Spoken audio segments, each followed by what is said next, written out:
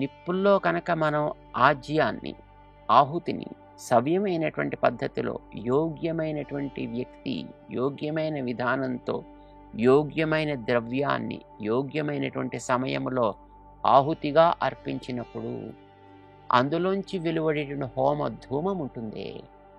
ఇది చాలా ప్రభావం కలిగినది. అది ప్రభావం కలిగినది అవుతుంది.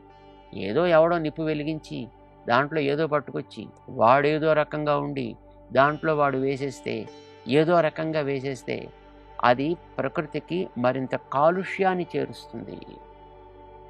చేయవలసిన క్రమంలో కనుక దాంట్లో చేర్చినట్లయితే అది ఏం చేస్తుంది? ఆదిత్యం ఉపతిష్ఠతే.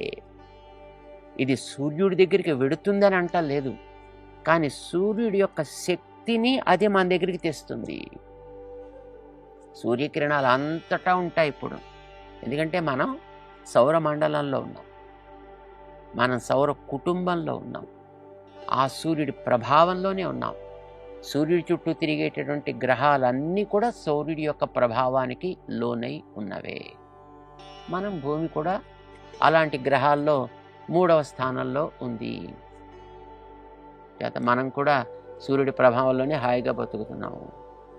అది రాత్రి కావచ్చు, పగలు కావచ్చు, కానీ సూర్యుడి ప్రభావానికి లోనయ్యే మనం బ్రతుకుతున్నాము. చేత మనం ఆహుతి వేసినప్పుడు అందులోంచి వచ్చినటువంటి హోమధూమం ఆ సూర్యుడి నుంచి ప్రవహించి ఈ భూమిని కంట్రోల్ చేసేటటువంటి కిరణములు ఉంటాయి. అలాంటి వాటికి ఒక విలక్షణమైనటువంటి శక్తిని చేరుస్తుంది. ఆదిత్యం ఉపతిష్ఠతే. సూర్యుణ్ణి మనకి ప్రసన్నుడయ్యేటట్లుగా తయారు చేస్తుంది. అప్పుడు అతడి నుంచి వెలువడేటటువంటి ఆ శక్తివంతమైన కిరణముల ద్వారా క్రింద నుంచి ఆవిరైనటువంటి జలమంతా కూడా అప్పుడు పర్జన్యముగా మారుతుంది. అంటే వాన కురవడానికి వీలయ్యే మేఘములుగా మారుతుంది. లేకపోతే సూర్యుడు ఎప్పుడు ఉంటాడు, మేఘాలు ఎప్పుడు ఉంటాయి, నీళ్ళు ఎప్పుడు ఉంటాయి, అవి ఎప్పుడు తయారవుతుండాలి, ఎప్పుడు వర్షిస్తుండాలి. ఇంకా భూమి అప్పుడు కూడా నీటిమయమే అయి ఉండాలి. లేదట్లా. ఇది మనం గమనించాల్సినటువంటి విషయం.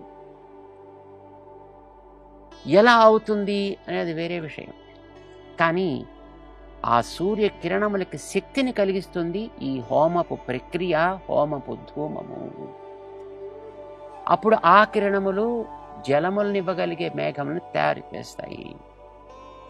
ఆ మేఘములు వాయు సంచారం చేత అంతటా తిరిగి అక్కడక్కడ కురుస్తాయి. అప్పుడు దాంట్లో పంటలు పండుతాయి. ఆదిత్యాత్ జాయతే వృష్టి. అందుకే సూర్యుడి వల్లనే వాన కురియును. వృష్టేహే అన్నం. పడ్డ వాన వల్లనే ప్రాణికోటి తినడానికి వీలయ్యేటటువంటివన్నీ కూడా పెరుగుతాయి. అది ప్రాణులు పెరుగుతాయి, చెట్లు మొక్కలు లాంటివి కూడా పెరుగుతాయి. తతః ప్రజాః. అది తిని ఈ పుట్టేటటువంటి జీవకోటి అంతా కూడా సాగుతూ ఉంటుంది ఈ యాత్ర. ఇది మనకి వేదం చెప్పింది. అంచేత మనం యజ్ఞముగా మొట్టమొదట ఈ కార్యక్రమాన్ని చేయడం రావాలి. అయితే యజ్ఞం అనగానే మనం ఒక మాట చెప్పుకున్నాం. కుండములో నేతిని అర్పించి హోమధూమాన్ని పైకి తెచ్చేటటువంటి హోమ ప్రక్రియ ఒకటి.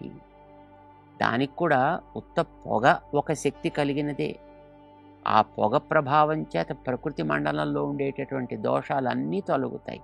అది వైరస్లు కావచ్చు, ఇతరమైనటువంటి దోషాలు కావచ్చు, అన్నీ తొలగుతాయి. అందుకే మనం పెద్ద పెద్ద యజ్ఞ కార్యక్రమాల ద్వారా ఇలాంటి ప్రభావాన్ని కూడా పొందొచ్చు, వాటిని మనం సవ్యంగా చేసుకోగలిగితే. అందుకే మనం రాబోయే రామాను సహస్రాబ్ది కార్యక్రమానికి 1035 కుండాలతోటి జరిపే యజ్ఞంలో కూడా స్వచ్ఛమైనటువంటి దేశీయ ఆవు పెరుగు నుంచి తీసిన నేతితోటి హోమం చేయాలి అని ఒక ప్రక్రియ పెట్టుకున్నాం. ఆ దిశలో మనం సాగుతున్నాం.